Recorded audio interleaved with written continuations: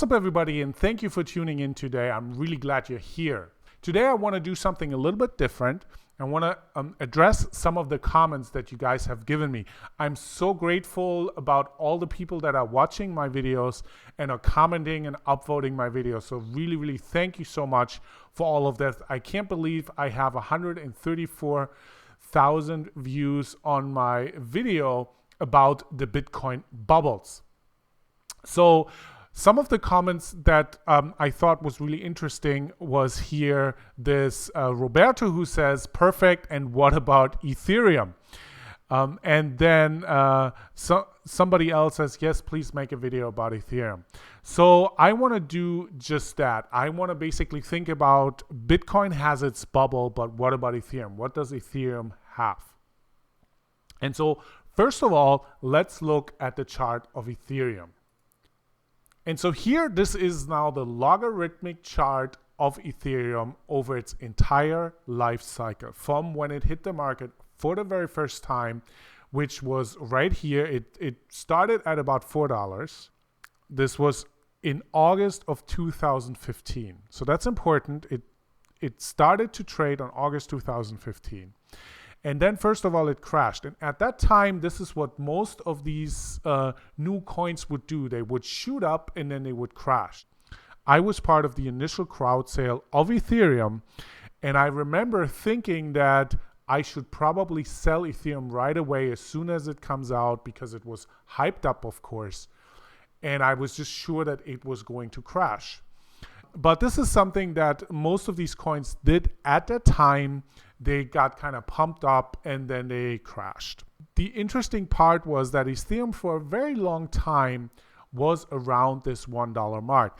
Now, take into account that this chart is a log chart. So a move from 40 cents to kind of a 150 looks really big here. To me, it's like here Ethereum traded around $1 basically. It was kind of hovering around $1 and kind of found its price around the $1 mark in the end. So it came out, crashed, shot up, and then kind of found its mark around $1 until it exploded for the first time when the next version of Ethereum came out. So this is basically the very first big hard fork that came out, brought a whole bunch of improvements, including I believe the wallet. Not exactly sure.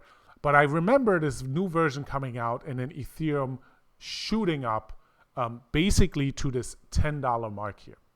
And then it hovered around this $10, $12 mark for quite a while. The Dow happened. It got up all the way to 21. This kind of shoot up was essentially because of the Dow. 10% of all the Ethereum went into the Dow. Then the Dow debacle happened. Then it crashed. About 50%. I was shocked that it only crashed that little, to be honest. Then kind of had a little bit of a sad time and found its way back around this. And I was actually very encouraged by this strength of the price of Ethereum, not actually really crashing down to $2 again or anything like that, but kind of staying around this $10. And then when this kind of downswing happened, I was like, oops. Ethereum may really kind of come down because when it went through this 200 moving average, it looked kind of like now the price is going to go down. And then in the beginning of this year, Ethereum was at like $6, $7, $8. I remember this because I've been buying Ethereum throughout the last 2 years. As soon as it was on Coinbase, I've been buying Ethereum weekly. And so what I actually did here, I sold Ethereum on the 31st of December and bought it back in January for about $8, just so I can claim some losses for tax purposes. And immediately it shot up again back to the $10. And then when it broke out of the kind of $15 range, it then exploded here to $50, found kind of a steady same thing, kind of found its $50 price mark here, shot up to 100, and then kind of stayed around 100 for a couple of days, and then shot up to 200. And now we're kind of finding our price around the like $200 range is kind of how it looks like to me. So to me, if I look at this pattern from Ethereum throughout its life cycle, it looks to me like Ethereum goes in like these steps. It finds a price, shoots up, finds a price, shoots up, finds a price, shoots up, probably is going to find a price here and then maybe shoot up again. The one thing that is really different about all these steps is the time range. Of course, you can very clearly see this on this chart. The first time range is about a year. This one is a really, really long kind of break where like nothing happens price-wise really. And now here, these steps, they've been just like weeks just really short relative to these other two steps that we've had before, right? So we've had 1, 2, 3, 4, 5 steps, something like that. Now, the key thing to take into account, however, is that I don't believe these steps are the only thing that's important about Ethereum, because what you really have to think about is when you look at the life of Ethereum is that Ethereum has never been in a entire life cycle of a bubble. So looking back at the Bitcoin price here, this is the entire life cycle of Bitcoin. Again, we're looking at a log chart here. And so every one of these blips in this chart is a bubble. And you can see that the existing or the current bubble that we're in has been really, really long. So since 2013, it took us about 1.5 years to crash that last bubble. And now we've been going upwards for 1.5 years. And this bubble is not over. What this means, it hasn't crashed yet and hasn't crashed to kind of its low. So Ethereum, the crowd sale of Ethereum, I remember when I paid for my crowd sale, a Bitcoin was about $600. So this must have been here about in 2014, after the big Bitcoin bubble. I know that I was kind of hurting because the Bitcoin price had been, going down. And I actually bought a little bit of Bitcoin up here. So Ethereum basically came out right at the start of when Bitcoin started to rally. What a beautiful, perfect timing for Ethereum. So if we look at the Ethereum price today and we look at its entire history, we really have to take into account that throughout the entire history of Ethereum, the entire cryptocurrency market has been in a bull run. So it's really easy to look at Ethereum and think, oh, it is so much cooler than Bitcoin because all it does is go up, and it has risen so much more than Bitcoin. But please be aware that you have to take into account the life cycle of Ethereum is much, much shorter, and it's never been in a crash, or it's never been alive while the cryptocurrency market has been crashing.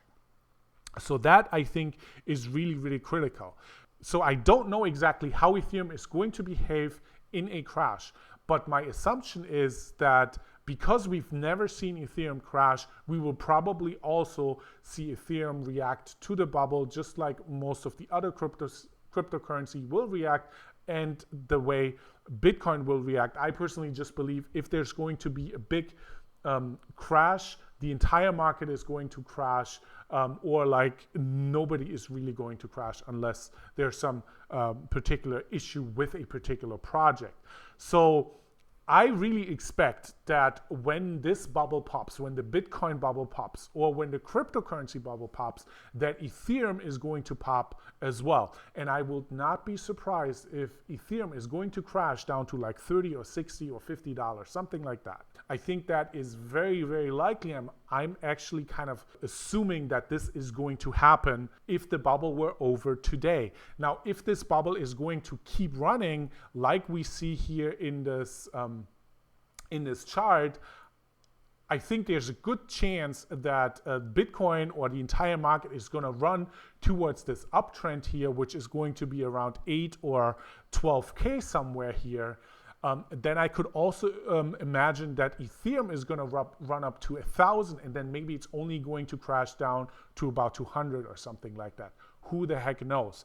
But I think the one thing you really have to take into account when you look at Ethereum is that it has never been part of a crash, so that if the crash is going to happen, especially with all the monies that has been won or made, due to the fact that it only existed in this bull run. So a lot of people that are just kind of long on Ethereum or really heavily invested into Ethereum, they've never been in a bubble, right? They've never experienced this. So when a real bubble is going to happen, it's probably going to crash just as much as Bitcoin has in the past. That would be my assumption. Of course, we do not know. Ethereum has very different fundamentals than Bitcoin has, so that might make a huge difference. We really don't know. But I think it's just important to be careful and to take that sort of history into account and do understand that Ethereum has never existed when the market crashed. So that is all I can basically say. I see this very clear kind of step pattern in Ethereum. And, I've actually been using it a little bit, kind of in doing tiny little fun short-term trades. But I clearly see these steps in Ethereum. In the long run, we're going to have to see how Ethereum is going to react to the bubbles.